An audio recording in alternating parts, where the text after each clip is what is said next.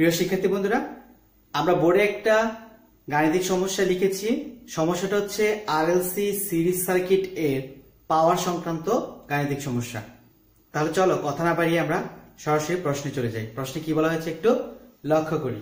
প্রশ্নে বলা হয়েছে একটা সিরিজ সার্কিটের আর এর ভ্যালু দেওয়া আছে 30 ওহম, এক্সএল 20 ওহম এবং এক্সি যদি 60 ওহম হয় এবং সাপ্লাই ভোল্টেজ দেওয়া আছে 230 ভোল্ট 0 অ্যাঙ্গেল। আমার কাছে জানতে চেয়েছে সার্কিটের এমভিএ সার্কিটের কেভিআর নির্ণয় করে ডায়াগ্রামের সাহায্যে দেখাও।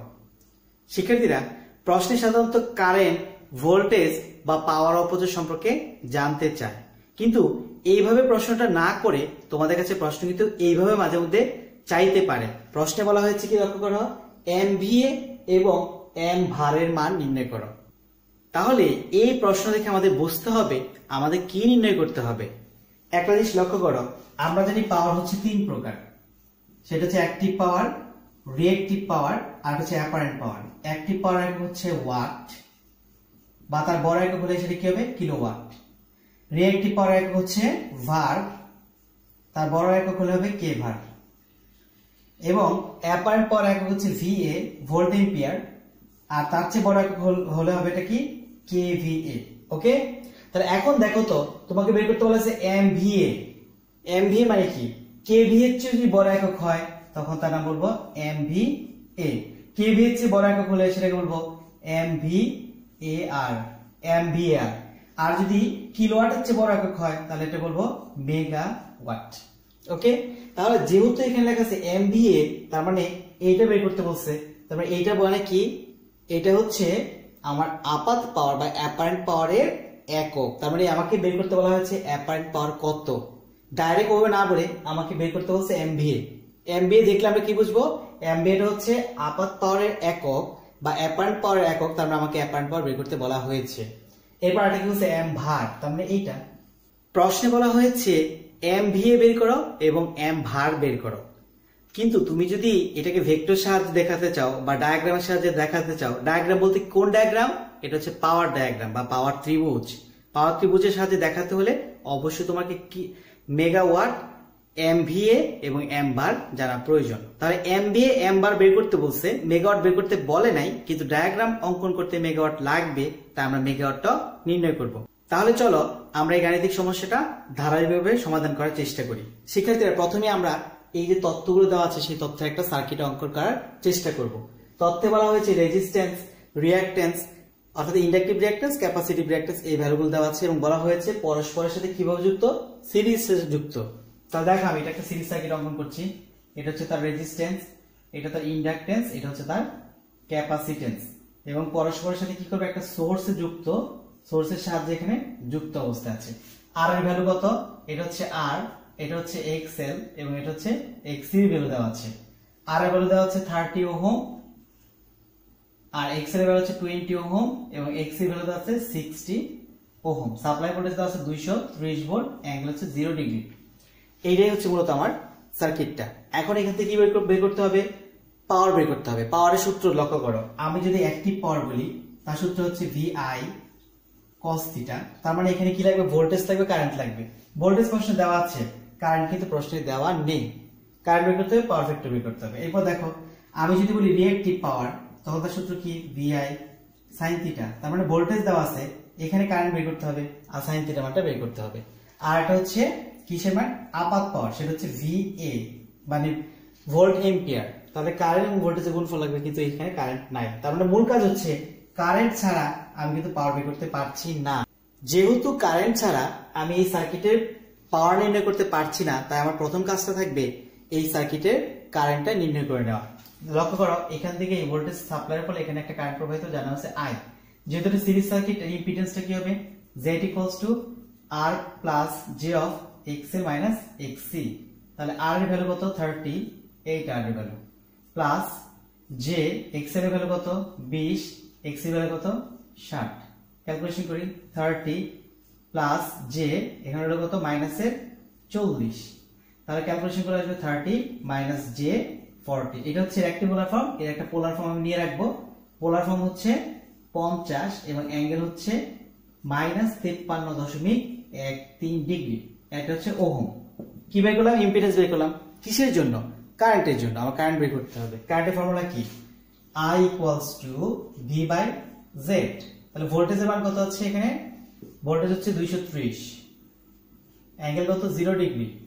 আর নিচে হচ্ছে ইম্পিডেন্স। ইম্পিডেন্সের মান কত? 50, অ্যাঙ্গেল হচ্ছে কত? -53.13 ডিগ্রি। তাহলে টোটাল যদি তুমি ক্যালকুলেশন করো এর মান পাবে 4.6। আর অ্যাঙ্গেল কি পাবে? 0 ডিগ্রি থেকে যদি -53.13 ডিগ্রি বাদ দাও তাহলে পাবে 53.13 ডিগ্রি। এটা যেহেতু কারেন্ট তার একক হবে এম্পিয়ার। তাহলে কারেন্টও পেয়ে গেছি, তাই না? কারেন্ট যেহেতু পেয়েছি আমি আমার পাওয়ার ফ্যাক্টর বের করতে পারবো যদি আমি cos θ ভ্যালুটা জানি। তাহলে চলো আমি cos θ মানটা জানবো। cos θ বা পাওয়ার ফ্যাক্টর আমি বিভিন্ন পদ্ধতিতে জানতে পারি।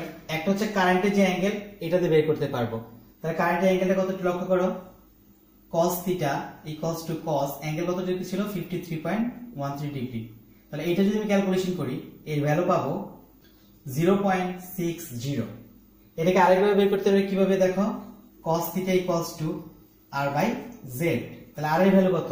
এটা ইম্পিডেন্সে আসো। ইম্পিডেন্স এইখানে চিন্তা করো, এটা হচ্ছে r এর ভ্যালু। r এর ভ্যালু হচ্ছে 30 আর z মানে টোটাল ইম্পিডেন্স মান কত? টোটাল ইম্পিডেন্সের মান হচ্ছে 50। তাহলে টোটাল ক্যালকুলেশন করলে এর ভ্যালু পাবো 0.60। এখন আরেকটা দরকার sin θ ভ্যালু, তাই না? sin θ ভ্যালু সিম্পল বের করতে পারবো।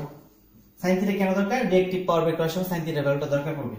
sin θ, তাহলে sin θ বলতে কি? sin আর θ বলতে কারেন্টের অ্যাঙ্গেলটা বসিয়ে দিলে চলবে। 53.13 ডিগ্রি, এইটার মান হবে 0.80। এটা হচ্ছে এই ভ্যালুগুলো। যেহেতু আমি এই ভ্যালুগুলো পেয়ে গেছি তাহলে আমি পাওয়ার নির্ণয় করতে পারবো। তাহলে আমি যেই পাওয়ারগুলো আমাকে বের করতে বলা হয়েছে, একটা বলা হচ্ছে MVA। MVA মানে কোন পাওয়ার? অ্যাপারেন্ট পাওয়ার একক, তাই তো? তাহলে অ্যাপারেন্ট পাওয়ারের ক্ষেত্রে আমরা দেখি অ্যাপারেন্ট পাওয়ার বাংলা হচ্ছে আপাত পাওয়ার। আপাত পাওয়ার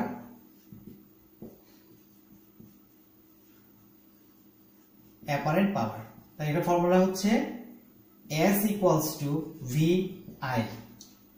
তাহলে ভোল্টেজ কত আছে এখানে লক্ষ্য করো। ভোল্টেজ দেওয়া আছে 230 ভোল্ট। এখানে আমরা কোনো অ্যাঙ্গেল নিয়ে আসবো না। কারেন্টের মান কত আছে? 4.6। তাহলে টোটাল যদি তুমি ক্যালকুলেশন করো এর মান আসবে 1058। একক কি হবে? যেহেতু অ্যাপারেন্ট পাওয়ার বা আপাত পাওয়ার তার একক হচ্ছে VA অর্থাৎ ভোল্ট এম্পিয়ার। কিন্তু শিক্ষার্থীরা আমার প্রশ্নে বলা হচ্ছে MVA বের করতে হবে, মেগা ভোল্ট এম্পিয়ার। তাহলে তুমি যদি এই VA কে অর্থাৎ ভোল্ট এম্পিয়ার কে MVA তে নিতে চাও তাহলে 10⁶ দ্বারা ভাগ করতে হবে। তাহলে আমি বলতে চাচ্ছি 1058 ভাগ 10⁶। তাহলে এটার মান হয়ে পড়বে MVA। তাহলে এইটা যদি তুমি ক্যালকুলেশন করে মান পাবে 1058 ইন্টু 10 ইনভার্স 6। অর্থাৎ নিচেরটা যখন উপরে চলে গেছে তখন এটা কিন্তু এইভাবে প্রকাশ করবো। তাই এটা হচ্ছে MVA। এরকমটা কেন হলো? আমি একটু বাস্তবিক উদাহরণ দিই। ধরো আমার কোন একটা ভ্যালু ছিল 100 মিটার, কোন একটা দূরত্ব হচ্ছে 100 মিটার। এখন এই মিটারকে আমি যদি কিলোমিটারে নিতে চাই তাহলে কি করতে হবে? মিটারকে যদি কিলোমিটার নিতে চাই তাহলে আমার কি করতে হবে? 10³ দ্বারা ভাগ করতে হবে। তারপরে দেখো মিটার হচ্ছে ছোট একক, কিলোমিটার হচ্ছে তার চেয়ে বড় একক। তাহলে এই মিটারকে যদি তুমি কিলোমিটার নিতে চাও তাহলে কি করতে হবে? তোমাকে 10³ দ্বারা ভাগ করতে হবে। আবার দেখো এই মিটারকে যদি তুমি কিলো না এবার সে মেগা মিটারে নিতে চাও তাহলে কি করতে হবে? তাহলে তোমাকে এটাকে 10⁶ দ্বারা কি করতে হবে? ভাগ করতে হবে। অনুরূপ ভাবে আমার পাওয়ারটা ছিল নরমালি ভোল্ট এম্পিয়ারে, তাহলে এটাকে যদি মেগা ভোল্ট এম্পিয়ার নিতে চাই তাহলে 10⁶ দ্বারা ভাগ করতে হবে। যদি কিলো ভোল্ট এম্পিয়ার নিতে চাইতাম তাহলে কি করতে হতো? 10³ দিয়ে ভাগ করতে হতো। যেহেতু প্রশ্ন চাইছে MVA তাই আমাকে 10⁶ দ্বারা ভাগ করতে হবে। এবার চলো দ্বিতীয়টা MVAR অর্থাৎ হচ্ছে রিঅ্যাকটিভ পাওয়ারের ভ্যালুটা নির্ণয় করি। রিঅ্যাকটিভ পাওয়ার প্রকাশ করা হয় এটাকে Q দ্বারা। তাহলে Q equals to VI sin θ। ভোল্টেজের মান 230, কারেন্টের মান 4.6 আর sin θ এর ভ্যালু কি পেয়েছিলাম? 0.8। তাহলে যেহেতু এটা রিঅ্যাকটিভ পাওয়ার তার একক হবে VAR। টোটাল ক্যালকুলেশন করলে মান পাবে 846.40 VAR। কিসে নিতে হবে? MVAR নিতে হবে, অর্থাৎ মেগা ভোল্ট এম্পিয়ার রিঅ্যাকটিভ নিতে হবে। তাহলে কি করতে হবে? এই যে ভ্যালুটা তাকে 10 টু দ্য পাওয়ার 6 দ্বারা ভাগ করতে হবে। তাহলে 846.40 নিচে হচ্ছে 10 টু দ্য পাওয়ার 6 একক কি হলো MVAR। এখন দেখো এটাকে নিচটাকে উপরে যদি নিয়ে আসতে চাই কি করব 846.40 into 10 to the power 6 MVAR। আরেকটা ভ্যালু আমার দরকার, কোন ভ্যালু? এটা হচ্ছে অ্যাক্টিভ পাওয়ারের ভ্যালু। কিন্তু প্রশ্নে আরেকটা কথা বলা হয়েছে, এই ভ্যালুগুলোকে ভেক্টর ডায়াগ্রামের সাহায্যে দেখাতে হবে। যেহেতু ভেক্টর ডায়াগ্রামের সাহায্যে দেখাতে হবে তাই এখানে 3 ধরনের পাওয়ার থাকা বাঞ্ছনীয়। কিন্তু আমার প্রশ্নে যে দুটো পাওয়ার দেওয়া ছিল, একটা হচ্ছে অ্যাপারেন্ট পাওয়ার আর হচ্ছে রিঅ্যাক্টিভ পাওয়ার। অ্যাক্টিভ পাওয়ার কিন্তু প্রশ্নে উল্লেখ ছিল না। চিত্র আঁকার ক্ষেত্রে অবশ্যই আমাকে অ্যাক্টিভ পাওয়ার মানটা বের করে নিতে হবে। তাহলে চলো অ্যাক্টিভ পাওয়ার মানটা বের করি। অ্যাক্টিভ পাওয়ার অর্থাৎ এই পাওয়ার জন্যই কিন্তু মূলত সার্কিটটা কাজ করে, বা এই পাওয়ারটা হচ্ছে মূলত সার্কিটের অ্যাকচুয়াল পাওয়ার বলতে পারি আমরা। এটাকে প্রকাশ করে পি দ্বারা। পি সূত্র হচ্ছে VI cos θ। তাহলে ভোল্টেজ 230, কারেন্ট হচ্ছে 4.6 আর পাওয়ার ফ্যাক্টর হচ্ছে 0.6। তাহলে টোটাল যদি তুমি ক্যালকুলেশন করো এরকম হচ্ছে ওয়াট। তাহলে এটার মান বের হবে 640 আর 634.80 ওয়াট। তাহলে অন্যগুলো আমরা কি MVA মেগা ভোল্ট এম্পিয়ার বা MVAR mega volt ampere reactive power নিয়েছিলাম, তাই এটা শুধু ওয়াট রাখলে হবে না, এটা কি নিতে হবে মেগাওয়াটে নিতে হবে। তাই এটাকে আমি কি করলাম 634.80 ভাগ দিলাম 10 টু দ্য পাওয়ার কি দিয়ে 6 দিয়ে। তাহলে এটা হয়ে গেল এখন মেগাওয়াট। তাহলে এটা ক্যালকুলেশন করে মান আসবে 634.8 into 10 to the power -6 MW। ওকে, আমার কাজ হচ্ছে এখন এই ভ্যালুগুলোকে একটা ভেক্টর ডায়াগ্রামের সাহায্যে রিপ্রেজেন্ট করা। তাহলে চলো আমরা বোর্ডে চলে যাই। এই যে একটা ভেক্টর ডায়াগ্রাম অঙ্কন করেছি, কিসের ভেক্টর ডায়াগ্রাম? এটা হচ্ছে একটা পাওয়ারের ভেক্টর ডায়াগ্রাম, অথবা এটা একটা পাওয়ারের ত্রিভুজ ডায়াগ্রাম বলতে পারি, অথবা একটা পাওয়ার ত্রিভুজ বলতে পারি। এটাকে পাওয়ার ত্রিভুজের ক্ষেত্রে আমরা কি জানি? আমরা জানি অ্যাক্টিভ পাওয়ার থাকে হচ্ছে কোথায়? উপরে। এটা হচ্ছে কি অ্যাক্টিভ পাওয়ারের জায়গা। আর এটা হচ্ছে অ্যাপারেন্ট পাওয়ার, এখানে একটা এ বসবে, অ্যাপারেন্ট পাওয়ার। আর এটা হচ্ছে রিঅ্যাক্টিভ পাওয়ার। ওকে, তাহলে দেখো, আর এটা হচ্ছে ভোল্টেজ, সাপ্লাই ভোল্টেজ কত 230 ভোল্ট। এখানে আমি দেখলাম 230 ভোল্ট সাপ্লাই ভোল্টেজ। তাহলে অ্যাক্টিভ পাওয়ার কে কি দ্বারা প্রকাশ করি আমরা? পি দ্বারা। রিঅ্যাক্টিভ পাওয়ার কে কি দ্বারা প্রকাশ করি? কিউ দ্বারা। অ্যাপারেন্ট পাওয়ার কে কি দ্বারা প্রকাশ করি? এস দ্বারা। তাহলে এখানে দেখো ভ্যালুগুলো বসাই। তাহলে অ্যাক্টিভ পাওয়ারের মানটা কত এখানে বসিয়ে দিবে। এই অংশটা অ্যাক্টিভ পাওয়ারের কথা লেখার দরকার নাই, জাস্ট এই অংশটুকু উঠিয়ে দিয়ে কি বসাবে? আচ্ছা, জাস্ট আমি উঠিয়ে এখানে দেখাচ্ছি, তোমাদের এই কথাগুলো লেখার দরকার নাই, এগুলো তোমাকে বোঝার সুবিধাতে আমি এখানে দেখিয়েছিলাম। ওকে, তাহলে দেখো প্রথমে অ্যাক্টিভ পাওয়ার 634.40 tan ইনভার্স 6 কি হবে? এটা MW।